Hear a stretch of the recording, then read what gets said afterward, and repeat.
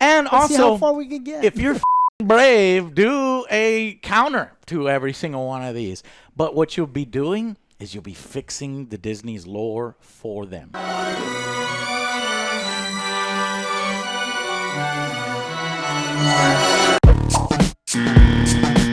Yeah, I know. I promised to do this 3 years ago. COVID, shut up. I'm just going to get right into it. And you know what? I won't even use any expanded material to debunk these assertions unless you bring it up. Who knows? Maybe you'll get some right. Number 1, how did Palpatine survive his death? Now, there is a Twitter post from Chris Terrio, who is the writer in conjunction with J.J. Abrams, who, by the way, is a writer for Batman v Superman. Just wonderful pedigree there. And he also wrote Argo. And where he basically explains it with the one line from Revenge of the Sith, where he's like, there are abilities that are considered unnatural. Yes. And not only is that a perfectly reasonable explanation, the explanation is literally in the movie. Palpatine repeats that line to Kylo when he asks the very same question, which is a line from a larger conversation about a Sith Lord who learned to cheat death. Like, Palpatine's entire thing is about power and survival, and you want to know how the greatest Sith Lord of all time, the guy who apprenticed under a Sith Lord who figured out how to create life from nothing, and you can't suss out how he survived a fall?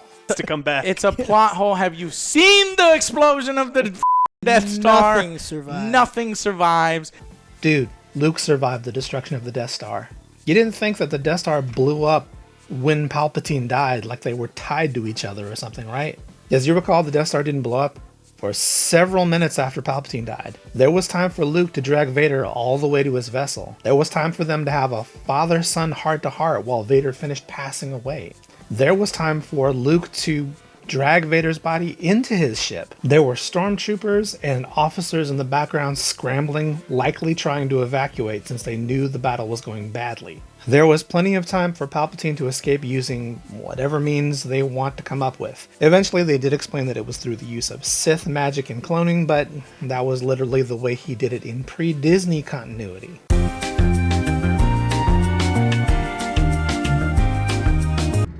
My boy, I made smoke. I have been every voice you have ever heard inside your head. Dark science. Cloning. Secrets only the Sith knew. The thing is, it wasn't essential to the plot of this film to know exactly what that was. Just like it wasn't essential to know how Vader survived in his TIE fighter at the end of Episode 4, when it was already established that TIEs couldn't fly out that far on their own power. It was supplementary material that filled in that little bit of info. But you're really perplexed as to how the apprentice of the guy who could, again, create life from nothing and learned everything he knew managed to get away in all that time? You're a bad nerd. And if you're not satisfied and you're satisfied with Chris Terrio's answer on how Palpatine survived his death, you can change this one into how did huge pieces of the wreckage of the Death Star survive and land on that moon planet when we saw utter obliteration. How huge pieces of Death Star survive? Because, Tarzan, that's what explosions look like. They're big and fiery, and the thing that was there usually ends up elsewhere. Many different elsewheres. How do you not know how explosions work? You didn't think the Death Star was vaporized on the molecular level, did you? You understood that when things explode, there has to be wreckage, right? You know what else we saw utterly obliterated in the first movie? You know what we saw minutes later? Debris should not be surprising to you. Number 2, why did Luke, who was hesitant to train anyone with potential dark side tendencies, train Rey, hence Kylo Ren? Ben Solo, he literally tries to murder him because he's got dark side tendencies, if he already knew that Rey was a Palpatine? Literally the darkest of darkest in the universe. Well, that was grammatically painful. You do understand how learning new things works, right? He trained Rey before he found that out. Also, you do understand that the better option is probably to train the powerful Force user to maybe, I don't know, not turn to the dark side instead of, let's see what happens. For that matter, do you remember Rey's training scenes at all? Luke, who was cut off from the Force, which is why he had no idea that Han had died, was actually teaching Rey why there should be no more Jedi as he saw it.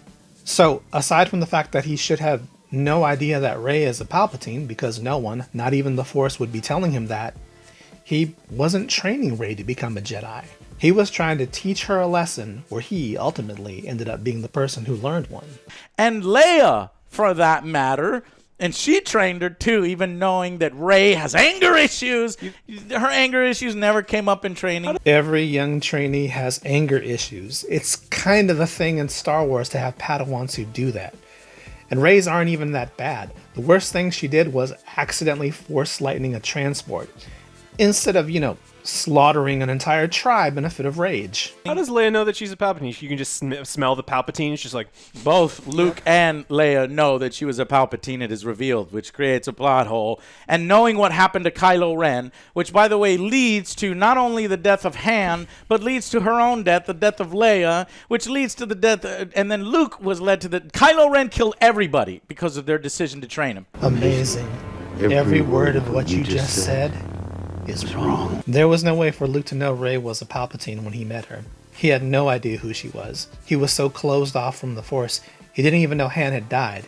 He wouldn't have found out about Rey's heritage until after opening himself up to the Force, or until after he died. Leia should have known who Rey was, because she was a powerful Jedi who was open to the Force the whole time. Luke tells Rey that Leia trained her because she saw her heart and her spirit, which was the actual message of this film, to not be afraid of who you are.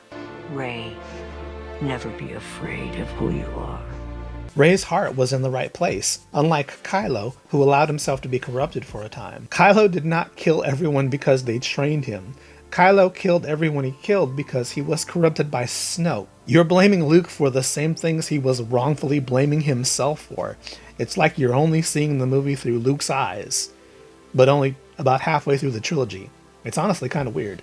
Number 3, why wasn't the Emperor's son Force sensitive? Okay? It just skips a generation magically. You do understand that in order for something to be a plot hole, it has to be relevant to the plot. But anyway, why would the Force skipping a generation be odd to you? Are you only now hearing of a thing called genetics? Red hair can skip a generation. Anything genetic can skip a generation. Force-sensitive children are born to non-Force-sensitive parents all the time to begin with. That's kind of how the Jedi Order, who frowned on personal attachment, stayed supplied all these centuries. The Force kind of just manifests in people, which is how Star Wars stories have worked for literal decades. The idea that this is plot-breakingly confusing sorta sounds disingenuous. Interestingly, at the time you recorded this, it was never stated that his son wasn't Force-sensitive, but ultimately, it's irrelevant to the plot. Number 4, hyperspace skipping. No. How the f*** does this work? Why are so many random words capitalized? I saw so many Star Wars fans. This hyperspace skipping was cool. Yeah, screw them Star Wars fans and they're having fun with things I don't understand. Just as bad as them frickin' astrophysicalists. And doctors. Frickin' nerds. Yeah, that's the problem with this movie, is there's so many moments where they just said, F it, let's do it because it's cool. I think you just described the invention of hyperspace. Or lightsabers. Or the Jedi. None of this stuff exists. But original Star Wars, the original trilogy, took itself seriously.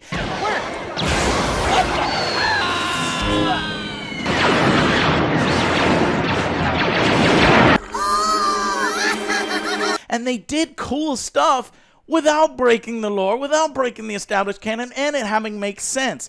So hyperspace skipping, how does it work? We've been told already many times that that is not how it works, okay? It contradicts all established canon. What the farkle are you talking about? If they're too close to a gravity well, they shouldn't be able to hyperjump.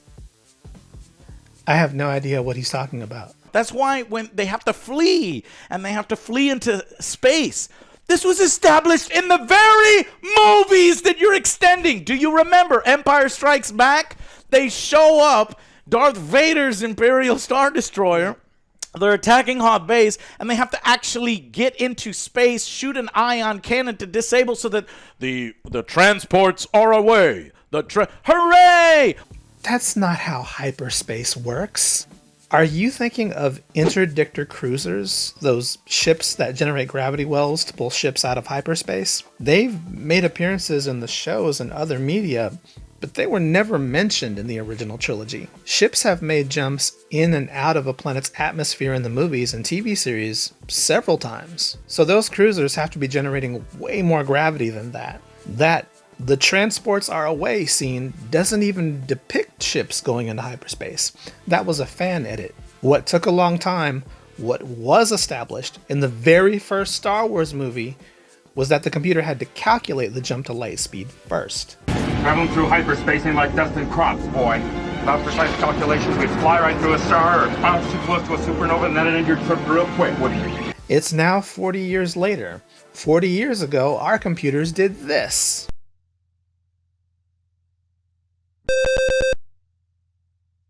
Now they do this.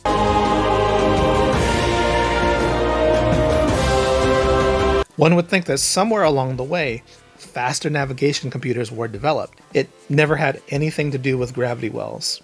In fact, actual established canon, if you're interested, says that ships have safety protocols built in to prevent ships from attempting hyperjumps in an atmosphere. They have to be disabled to do so, in case you were wondering. But if gravity wells are really bothering you, Poe never jumps from or to any. All of the locations he jumps near are in space, near masses that would not have nearly enough gravity to affect anything. Maybe the mirror spires of Vivexia is on a planet, but I noticed that Poe never rights his ship when flying by them like he would were he near a large gravitational body. So even your own misinformed criterion doesn't apply. Well, if then you could do this, and why don't you just hyperspace skip from within the atmosphere? It breaks the lore. The reason nobody ever does it is because it's obviously freaking dangerous. It took a phenomenal pilot like Poe to barely survive by the skin of their teeth. No lore broken. When someone asks, well, why don't they do this all the time? After watching a really dangerous thing being done, it almost makes me wonder if that person has ever watched an adventure movie before in their life. The whole idea is that this thing is a dangerous thing that shouldn't have worked, but did this time because they happen to be that lucky or that good. It's where all the tension ever originated in any action adventure film. Hello!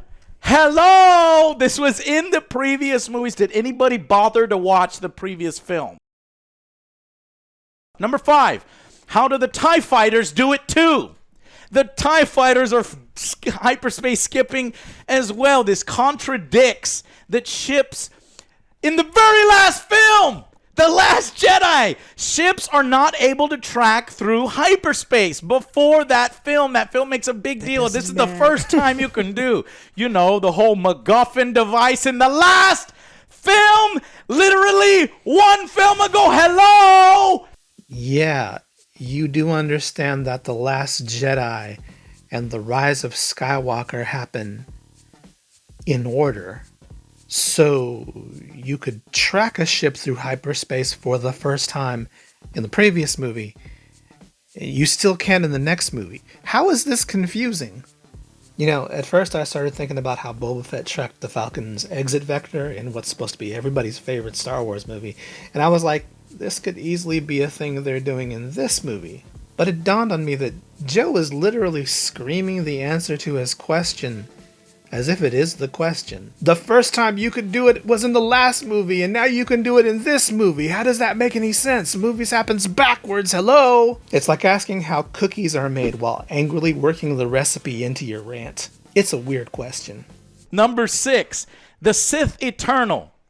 That's a plot hole. They come out of nowhere. There are thousands and thousands of Sith Eternals. What about the balance? What about it? What about the balance of the Force? Which leads into number 7. What's going on with the distribution of the Force? Nothing. At least not from having the Sith Eternal. I feel like I'm having to preface every one of these with a "you do understand" question. Cause bruh, do you know anything about Star Wars?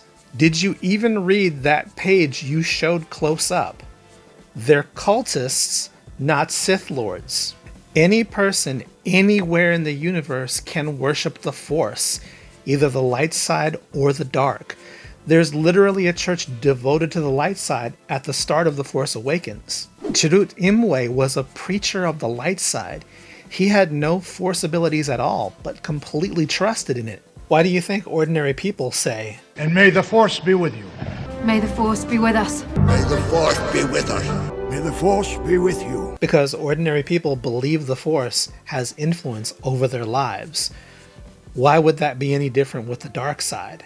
If they were Sith Lords, they'd just be called Sith, hence the name Sith Eternal. It's like being a weebo. The rule of 2 still applies. The balance is still whatever the balance is.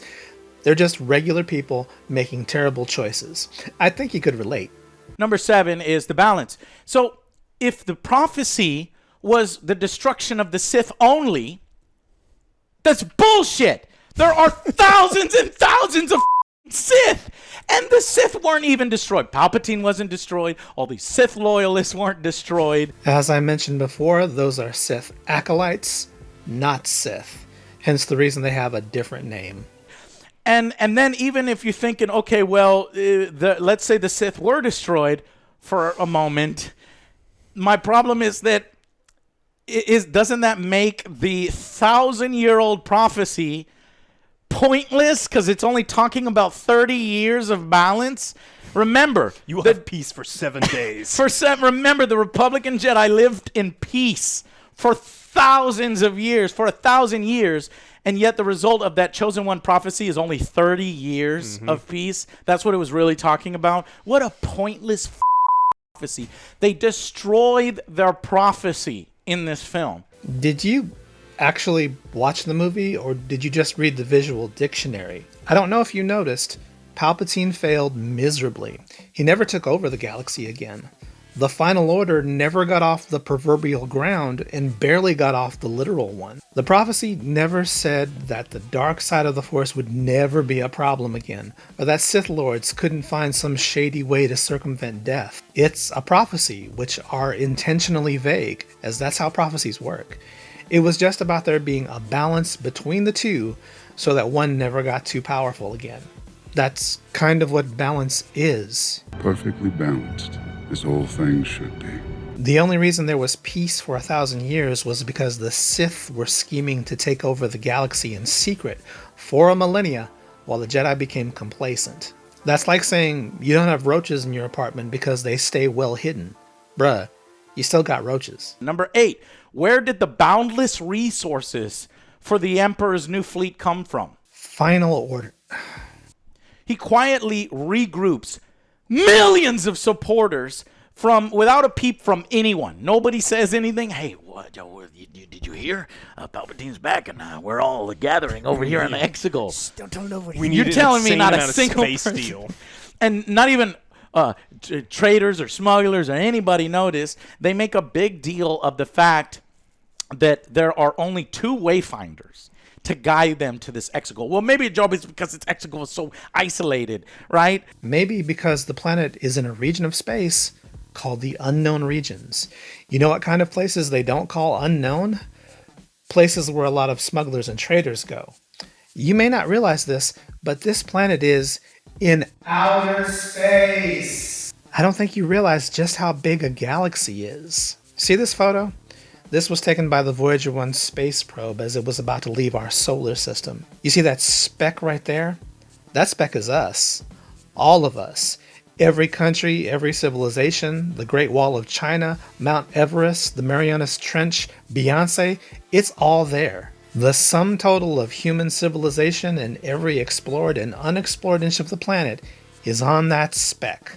That was taken 6 billion kilometers away from the Earth. The galaxy is 105,700 light years across. Even if the Star Wars galaxy is half that size, I think you can hide the construction of a fleet that looks to be roughly the size of Chicago, and get all your construction materials from the local planetary system too. It's not that hard to hide big things in space. It's much bigger than anything that will ever be built. How did they construct the largest fleet the galaxy has ever known? From the resources from Exegol alone? Bullshit. There's no shipyards anywhere. There's no way. And each one of those ships contain so many crew. It's just bullshit. Did you arrive at the theater late? The Star Destroyers were built underground. Just how little do you think a planet is that they can't build a bunch of things? It seems like, that these were unlikely to have built elsewhere. Think of them. They were built elsewhere. They were flown to Exegol. They were building all over the place and flown to Exegol. No, there's only 2 wayfinders to guide people to the Exegol. Of what relevance are the wayfinders to building the Star Destroyers? The people on Exegol already know where Exegol is. That's how going places works. Number 9. How did they miniaturize Death Star tech? The last movie. That science had been figured out by the last movie. These are actually bigger versions than what was used in The Last Jedi. And why wouldn't you be able to miniaturize it? Again, it's been 30 years. They went from a small moon to the size of a football field. I'm thinking that's a reasonable advancement. Nintendo went through a more dramatic change in form factor in the same amount of time. And how did they get the kyber crystals to power those planet killers? They went and got some. Because it's revealed kyber crystals power the planet killers, but there's no kyber crystals in that amount left. Nobody ever said that.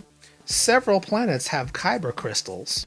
Right? So in the canon novel, James Luceno's novel, Catalyst, kyber is said to be phenomenally unstable when subject to miniaturization processes, which accounts for the massive size of the Death Star reactors that you see. Why would you need to miniaturize kyber crystals? They come in different sizes. They fit in lightsabers. I looked up James Luceno's novel, Catalyst, on Google Books because I can't find the information you're reciting anywhere.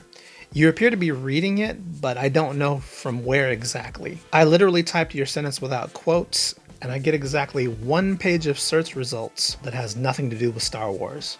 So I figured maybe Luceno's novel said some very strange things about kyber crystals, or things you misunderstood, but I couldn't find any of the words you used to describe kyber crystals. Not miniaturize, not miniaturization, not mini, not even the word unstable. So I don't know where this idea is coming from, but it doesn't appear to be from the novel. 2 Death Stars were created, and they consumed most of the kyber in the galaxy. With Starkiller Base, literally a planet of kyber crystals, using the rest. Guess what happened to that? It exploded. So you're telling me that they created 10,000 Star Destroyers with the remaining kyber crystals in the galaxy? Bullshit. Yeah, it was hundreds, not 10,000. At the time, we didn't actually know what the axial super laser at the bottom of the Zeiston-class Star Destroyers was powered by. We now know they were, in fact, powered by kyber crystals. But nobody ever said the only way to make a super weapon was kyber crystals. They had 40 years and an entire civilization to fanatically focus on it. It's possible, and in no way a plot hole or a canonical error. And nobody ever said there were no kyber crystals left anywhere in the galaxy anymore. They were just hard for the Empire and the First Order to find. And the ships were built on a legendary secret world of the Sith. It's entirely probable that a secret homeworld of the Sith had kyber crystals. It's almost like you're confusing old canon with new canon, where it used to be that there were only 2 or 3 worlds that had kyber crystals, but then that wouldn't make even less sense, since in the old canon, you could totally synthesize kyber crystals. It was the original explanation for red lightsabers. I don't know where you're getting your information, but wherever that's from, I hope it isn't a canonical source, because it would be contradicting everything else canonically said about kyber crystals. Number 10. Why does a knife with directions to a wayfinder that then leads the knife? It has directions to a wayfinder. And the wayfinder leads to Exegol. Not the knife leads to Exegol. The wayfinder leads to Exegol. Even exist. Because the Goonies was cool. Exist? The Goonies were cool, It Joe. makes no sense. Because old artifacts are maps to other old art. Is this your first Lucasfilm movie? Ray senses that it has a long history, but it can't. It has to be recently built, and it only works if you stand in a very specific part of one very specific planet on one very specific area. Yeah, it was recently built, and it probably works in a lot of spots on that one coast. That appeared to be an island with only one very specific vantage point of the Death Star wreckage. You could stand just about anywhere on that beach facing the wreckage, and it would probably work. Also, that's the knife that killed her parents. She didn't sense it had a long history. She sensed that the knife had done horrible things that happened with this. And you know, the more you think about the existence of the knife, the more you start to remember that the Sith frequently enshrine things related to their successes and failures.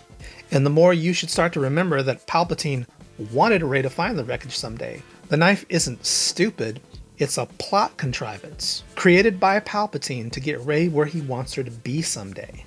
And it assumes that the waves of this ocean planet, Kef Biff, are unable to erode the metal over time to make that shape. I mean, eventually, I guess it could erode.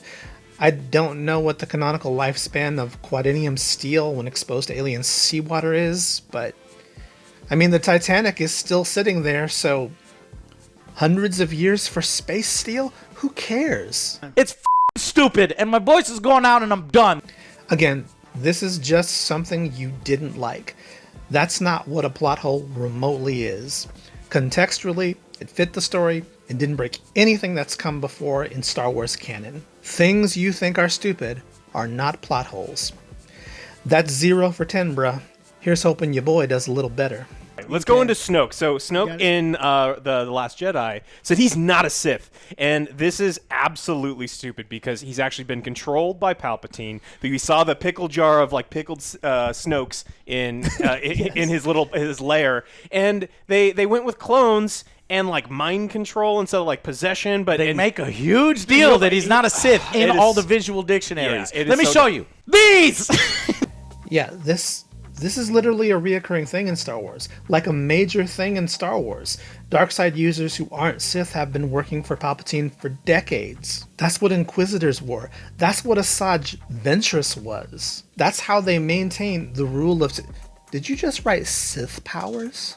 I like how you have to buy 7 books to make these movies make sense. These visual dictionaries. No, you have to buy visual dictionaries if you want to know the backstory behind visuals in the film that didn't need their backstories expanded upon on screen. They are extras that are fun for some people and unnecessary to understand the overall plot.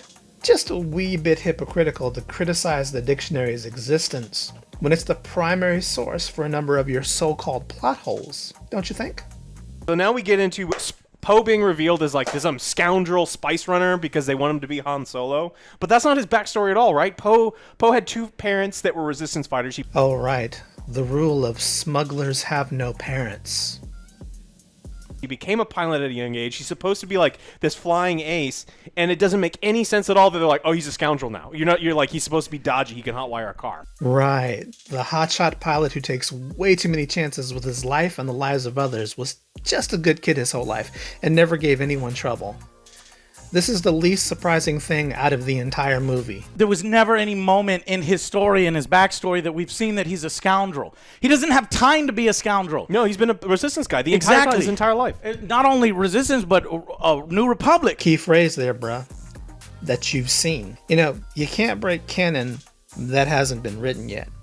At the time of this movie, Poe's backstory wasn't fleshed out as thoroughly as you seem to be suggesting. It stops right about when he's 8 and picks up again when he's an adult pilot on the verge of joining the Resistance. The movie is filling that gap in, and there's no doubt a comic or novel already in the works or one that I don't know about that covers that. It's not even remotely canon-shattering for them to give his backstory some flavor. And like, how did you only now notice that he's supposed to be a Han Solo-esque roguish hotshot character? I would like to think most of us noticed that in the first movie. By the way, in the comics you're referring to, he is literally referred to by one of the characters as a thief and a scoundrel. Then we get into, how does Kylo Ren get off Kef Bir? He was his TIE fighter is taken. There's no way to get off because they escaped on the Millennium Falcon. Mm-hmm. Does he just have like one of those, like a beeper or something? He's like, hey mom, I need you to come pick me up. No one's doing spell check here, huh? What is it with you guys who think the Star Wars universe doesn't have the ability to call people? They send holograms across the galaxy and communicate in real time. We've seen portable communicators in several films. Why would you think they have all that, but not the same basic functionality of a cell phone? Besides that, he's the supreme freaking leader of the First Order. Bare minimum, he told somebody where he'd be. And what are the odds that the planet with the deserter stormtroopers would have some TIE fighters nearby? How did you think they got to the planet? Uber? No, I guess they assumed that it was the Death Star wreckage also had a fully intact TIE fighter. Does he have a Goonies knife to get him to that TIE fighter? He has to hold it up and he has to do that. And then he just so happened to have tools in his belt to repair that TIE fighter, and he has the knowledge to repair an old TIE fighter. And then even if you say yes, he got a TIE fighter from the Death Star destruction, those TIE fighters do not have hyperdrives. Hello? They do now. Yeah, that's probably a First Order TIE fighter, which does have hyperdrive. They're configured exactly the same on the exterior, and in that lighting, even the X-Wing looks to be the classic TIE fighter blue. That might even have been intentional, so that moment would have a classic look to it.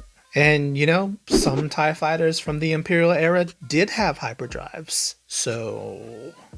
All right, how is Luke's X-Wing still working? So we see it buried. Buried? By water.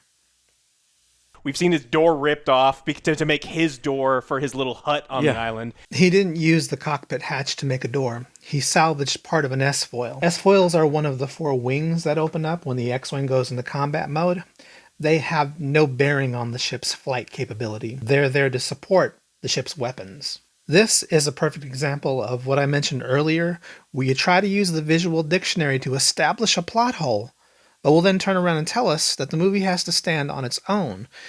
Well, if the movie is standing on its own, no one would have any idea that he's using part of the X-Wing to make a door. And anyone who does read the dictionary will know it wasn't the door to his X-Wing, because that would have been made of freaking glass.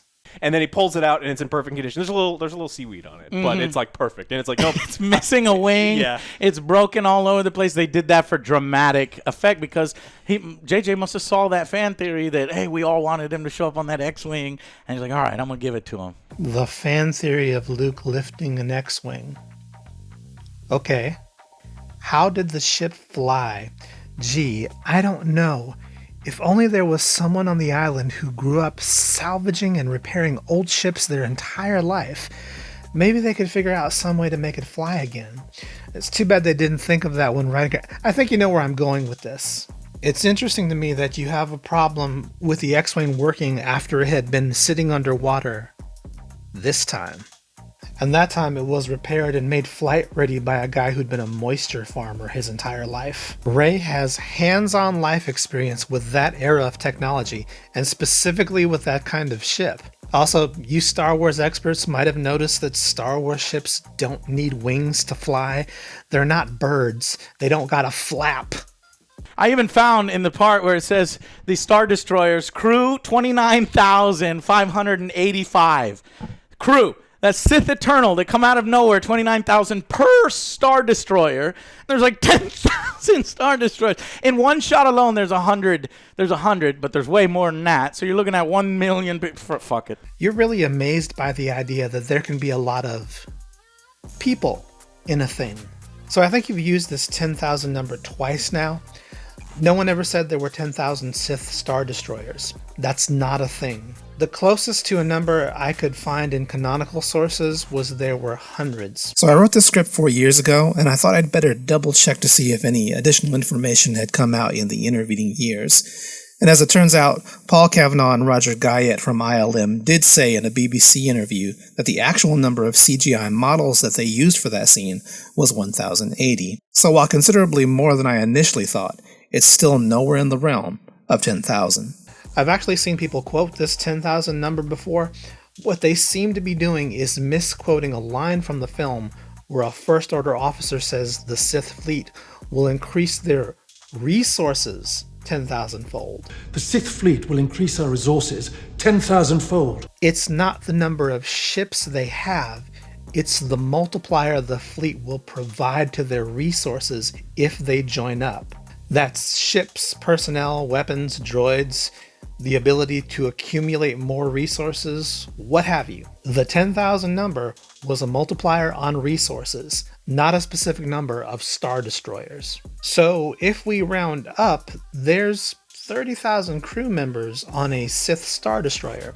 So ostensibly they could have 60, even 120 million people in their military.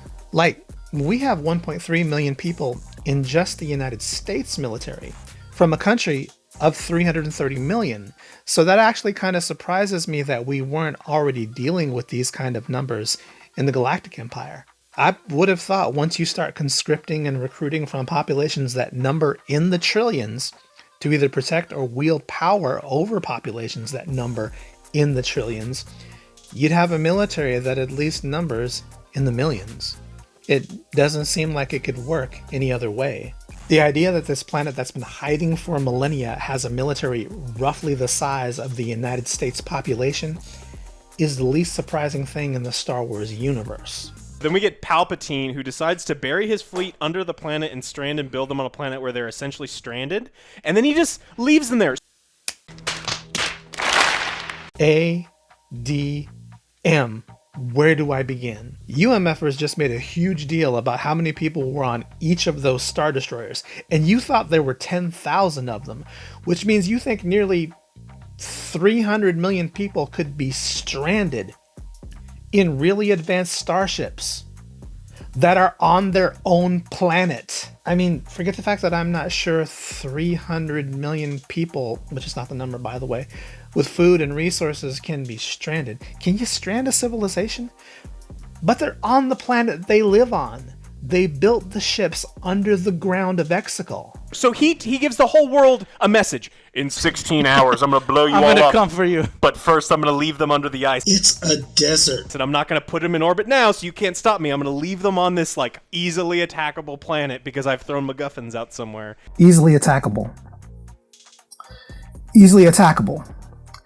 The entire premise of the film is trying to find the largest, most powerful military fleet ever built in a location that's been hidden for thousands of years, and to try and organize the largest rebel fleet in history in a last-ditch attempt to save the galaxy. And you think that's easily attackable? Call me crazy, but I'm starting to think your arguments might be a little disingenuous. And guys, mira, you've used MacGuffin a couple of times now. I understand this term is open to some interpretation, but one thing a MacGuffin is not is anything that someone is looking for. MacGuffins are what drive the plot, but ultimately don't matter to the plot. And also, it's not a derisive term. It's just a label for a plot-related thing. I don't know why you're using them as if having one is bad or even funny. Which, by the way, that radio message you can't even hear unless you go play Fortnite. Here it is. At last the work of generations is complete. The great error is corrected. The day of victory is at hand. The day of revenge. The day of the Sith. All right, so Zori Bliss and Babu Freak, my favorite. Yes. They get off the planet. Thankfully, I was really upset when I thought that they died, but instead they get off the planet somehow. They give up their key. They're like, "This is the only way off the planet." But makes no sense. She gives up her only coin to get off the planet. and they don't perish. but So I she got love off the you. planet anyway. Did you guys think that was a coin that operated a galactic ferry boat? The medallion would allow her to access the hyperlanes she wanted without First Order interference. Shows up last minute for her Y-Wing to shoot at the Star Destroyer, which, by the way, should have shields up, so all of her shots are doing nothing. Their shields couldn't be raised until they got out of Exegol's atmosphere. That was discussed in the mission briefing before the attack, and the whole reason they attacked when and where they did. You know, both of these things were outright stated in dialogue. I don't fault you for not paying attention, but I do question why you don't bother to make sure your plot hole is even something that actually happened in the movie. Oh, why doesn't Palpatine know about the Force dyad if he was Snoke? He wasn't surprised that they were a dyad. He was surprised that their bond healed him. That's what caught him off guard, and specifically what he waxed poetic about. Yeah. What? Plot hole, hello! Plot hole, no. All right, how did the other Jedi manifest in the Force without training? So this happens a lot, right? We have Mace Windu shows up. We have all of these people, voices in the head, you know, and she's like, be with me, be with me, be with me. How the hell do they know how to do all this, right? It was a big deal that Qui-Gon figured it out, taught Yoda. Yoda had to go train and figure this stuff out. Obi-Wan was sent somewhere. Qui-Gon actually secretly trained every single Everybody. person, which is impossible. They had already died. Yoda learned how to maintain his individuality after death before all those people died. He learned it in the year leading up to Episode 3. There's a whole season of Clone Wars that takes place in between the time he learns that ability and Revenge of the Sith. Again, do you guys not understand how before and after works? But for that matter, we don't even know if that's how the voices were speaking to her. They could have been Force spirits. They could have simply been the Force speaking in the voices of Jedi from the past. The Force has been known to show you people who aren't really there. The screenplay for The Empire Strikes Back says that a Jedi spirit can actually save another Light Force user before he passes on into the cosmic force and loses his identity, which a number of references have used to explain how Anakin was able to become a Force spirit after turning to the light side so recently. Yeah, that's right. You didn't have a problem when Anakin did it. And yeah, I know this was a deep cut, but so was this accusation. So are a lot of these alleged plot holes. And so far, you're 0 for 18. Why did Luke's lightsaber call to Rey? So we see this in The Force Awakens, right? So it's like reaches out. Why is it calling to her? And not the Force visions, right? Yes. We've seen Force visions established, not a plot hole because she touches the lightsaber and she sees all this stuff. That was in Fallen Order and in the canon. But the lightsaber whispering to her and calling to her, and Maz was like, this lightsaber's called. Yeah, all the way down the hallway, and then it's in a box, and cool If she stuff's gonna was happen. a Skywalker, maybe, but a Palpatine, they wouldn't call it a Palpatine. Yes, it would. Lightsabers, or more specifically, Kyber crystals, will only call out to light users of the Force. It doesn't care about your lineage. If you're on the side of the light, they'll potentially bond with you. If you're a Sith or other Dark Force user, they'll resist you, which is why Dark Lord lightsabers are red. They overpower the crystal's will and make them bleed. And you know what? It's fine if you didn't know that. It wasn't especially essential to the plot if you didn't. And it's fine if you had that question, but you raised the question uninterested in the answer, and just assumed your first instinct was the correct one in an attempt to create a plot hole. Maybe leave acting on instinct to the Jedi. And then the other thing is, like, for as exposition filled as Maz's character is, where like she just magically knows and has to tell you where the hell did the lightsaber come from? You have to realize these last two happened in different movies, right? And then the other thing is, like, for as exposition filled as Maz's character is, where like she just magically knows and has to tell you where the hell did the lightsaber come from? Magically? Or maybe forcically? You got that Maz is Force sensitive, right? The one thing she said she was going to tell us, never told us. Story for another time. No, she never said she was going to tell you anything. She told Han it was a story for another time. And he died, like right after. Not to mention when someone tells you something is a story for another time, they don't plan on telling you the story, bruh. And then every single other thing that she said is like, Leia has to go die now because your son is being naughty. She's and exposition like, centric. God damn To be fair, Alex, that one was explained in a comic book Who in canon. cares? It was Well, apparently you do. You were particularly adamant that Poe's backstory had been defined in the comics and was somehow sacrosanct and couldn't be added to. But now the comics don't count?